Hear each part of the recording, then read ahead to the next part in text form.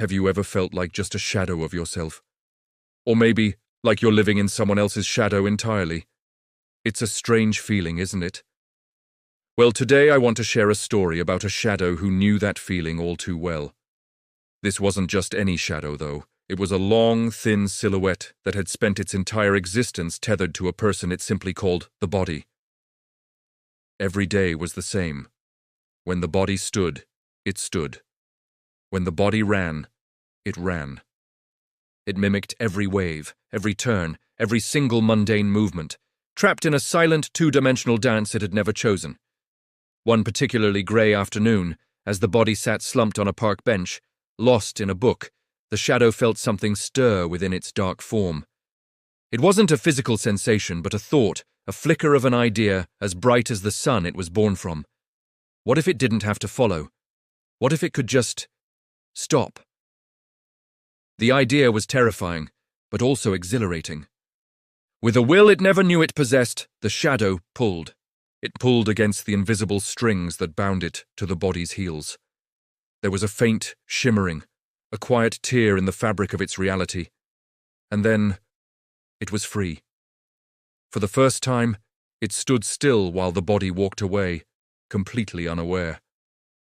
The shadow looked down at its own flat hands, wiggling its shadowy fingers. They were its own. It was its own. But who was it? Without the body to define its shape, it was just a dark patch on the ground. A profound loneliness washed over it, colder than any patch of shade it had ever occupied. It realized that being free was only the first step. The real journey was figuring out what to do with that freedom. It had to find an identity. So, with a sense of nervous excitement, the shadow began to move, not mimicking, but exploring. It glided over the pavement, its edges rippling with newfound independence. Its journey had truly begun. Where would it go? Who would it become? It had no idea, but for the first time, the future was an unwritten page, not a pre-drawn outline. The world looked different from this new perspective. Instead of just seeing the backs of people's shoes, the shadow now noticed the hidden corners of the world. It slid into a dense forest at the edge of the city, a place where sunlight struggled to pierce the thick canopy, creating a playground of shifting shapes and deep, cool darkness. This was a realm where shadows ruled. It was here, in the dappled light of the ancient woods, that it met its first magical creature. Hiding beneath a large toadstool was a gnome, his beard a cascade of moss and his eyes twinkling like distant stars. The gnome was busy polishing a collection of river stones, each one smooth and unique. He looked up, not with surprise, but with a knowing smile. "A lost little shade," he rumbled, his voice like the grinding of ancient rocks. The shadow, unused to being spoken to directly, simply pulsed in response. The gnome chuckled. "You seek a form, a purpose. I see it in your restlessness. You want to be more than just an echo." He picked up a perfectly round stone. Identity isn't something you find like a lost coin. It's something you build. Every choice you make, every kindness you show, every challenge you face. They are the stones you use to build the person you want to be. He handed the smooth, cool stone to the shadow, who felt a strange weight from the object, a substance it had never known. This was its first building block. Thanking the gnome with a graceful dip of its head, the shadow continued its journey, feeling a little less empty. It carried the lesson and the stone deep within its being. Its path then led it to a moonlit clearing where a river flowed like a ribbon of liquid silver. Floating just above the water's surface was a sylph, a spirit of the air, her form translucent and her laughter like the tinkling of tiny bells. The sylph danced on the breeze, her movements fluid and unpredictable. She noticed the shadow lingering by the riverbank. "You move so stiffly, little darkness," she sang. "You think in straight lines and sharp edges because that is all you have ever known. But look!" She swirled into a vortex of wind and leaves, then reformed into the shape of a soaring eagle, then a leaping fish. Identity is also about change. It's about being flexible, adapting. Don't be afraid to change your shape, to try on new ways of being. You are not fixed like a statue. You are a river, ever flowing, ever changing. Inspired, the shadow tried to imitate her. At first its attempts were clumsy. It tried to form a wing, but it came out jagged. It tried to flow, but it kept its rigid human shape. The sylph laughed gently. "Don't copy me. Find your own flow." Slowly, tentatively, the shadow began to play. It stretched itself tall and thin like a reed, then flattened itself wide like a lily pad. It discovered it could ripple and wave, not just stand and walk. The sylph's lesson wasn't about mimicry, it was about possibility. A true self wasn't static, it was dynamic. Deeper in the woods, where the roots of the trees were gnarled and ancient, the shadow stumbled upon a cave. From within, a low rhythmic breathing could be heard. Peeking inside, it saw a great, sleeping dragon, its scales the color of obsidian, shimmering even in the gloom. The dragon's dreams were so powerful, they were projecting flickering images onto the cave walls, epic battles, soaring flights over jagged mountains, and hordes of glittering treasure. As the shadow watched, mesmerized, one of the dragon's eyes creaked open, a slit of molten gold.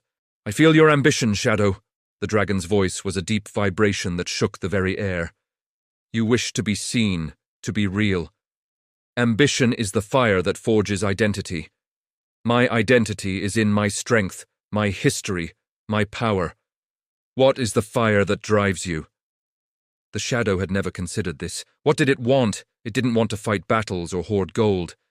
It thought back to its old life, the constant silent companionship. It missed the feeling of being connected, but not the feeling of being controlled. Its fire, it realized, was a desire for connection, but on its own terms. It wanted to be a companion, a friend, not a follower. The dragon seemed to understand. "Then let that desire be your flame," it rumbled, and closed its eye, returning to its powerful dreams. The shadow left the cave with a new sense of purpose. It had its building blocks from the gnome, its understanding of change from the sylph, and now its inner fire from the dragon. It felt more solid, more real. It practiced its new skills, changing its shape not to mimic, but to express. It could form the shape of a comforting blanket, a playful animal, or a guiding hand. It was no longer just a copy, it was a creation of its own making.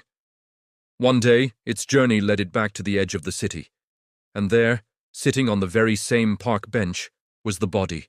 It looked incomplete. There was a faint, hazy outline where the shadow used to be, a constant reminder of something lost. The body looked sad, listless, as if it sensed a part of itself was missing. Seeing its former owner so lost, the shadow felt a pang of sympathy, a pull of old loyalty. The body turned and saw the shadow standing independently by a tree. Its eyes widened in disbelief. It stood up and took a hesitant step forward, a silent plea in its posture. This was the moment of truth, the choice. The shadow could go back. It could reattach itself, fall back into the familiar, easy rhythm of its old life. The loneliness the body felt would be gone. But what about its own journey, its stones, its flow, its fire? Would it have to give all that up? It looked at the body, then at its own form, which could now ripple and swirl with a life of its own. Instead of reattaching to the body's heels, the shadow did something new. It glided forward and transformed its shape, not into a copy of the body, but into the shape of a friendly dog. It wagged its tail and nudged the body's hand. A slow smile spread across the body's face. It reached down and patted the shadow dog's head. The shadow then changed again, becoming a bird that fluttered around the body's shoulders, and then a cloud that provided a patch of cool shade. It didn't need to be a silent copy to be a companion. It could be a friend. It could be a protector. It could be a playmate. It could be all these things and still be itself. It had found its true identity. It wasn't about being attached or detached. It was about choosing how to connect. The shadow and the body left the park together that day, not as owner and possession, but as two separate beings walking side by side, each with their own form, their own path, yet choosing to share the journey. The shadow had learned that a true self isn't found by escaping others, but by discovering the unique and wonderful ways we can connect with them. So if you ever feel like a shadow, remember this story. Your identity isn't about who you follow or what shape you're forced into. It's about the choices you make, the kindness you build with, the way you learn to flow, and the fire you find inside yourself. Thanks for watching. If you enjoyed this story, don't forget to like, subscribe, and share your own thoughts on identity in the comments below. See you next time.